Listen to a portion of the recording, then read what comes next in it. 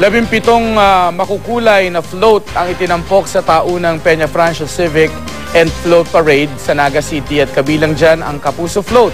Makibalita tayo live kay Avril Daha ng GMA Bicol. Avril. Mark, makulay ang pagsisimula ng Peña Francia Civic and Float Parade sa kaba ng Panganiban Drive sa Naga City kaninang umaga. Maaga pa lang nagtipon-tiponan mga miyembro ng civic group at mga mag-aaral at guro ng mga eskwelahan para lumahok sa parada. Dumagsa rin ng mga naggenyong nag-aabang sa taunang event. Pinangunahan ng mga lokal na opisyal ng Naga City ang civic parade.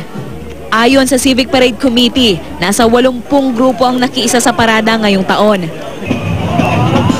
May mga grupo ring nagtanghal.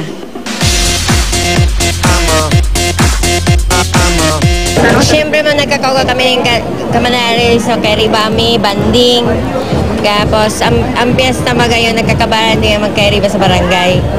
Highlight rin ng aktibidad ngayong araw ang parada ng 17 makukulay at magagarbong float.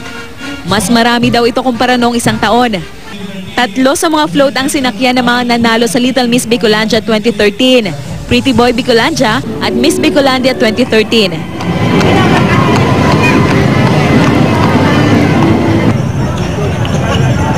Inabangan din siyempre ang float ng Kapuso Network, lalo pat sakay nito ang ilang Kapuso star na bibida sa bagong primetime soap na Prinsesa ng Buhay Ko.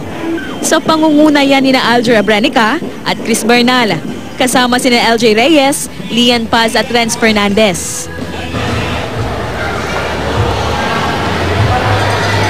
Mark, inaasahan naman na dadagsa ang mga Kapuso fans dito sa Pili Stadium. Mamaya kasing alas 5 ng hapon, magsisimula ang Kapuso Barangayan kung saan makikisaya ang ilang mga Kapuso stars.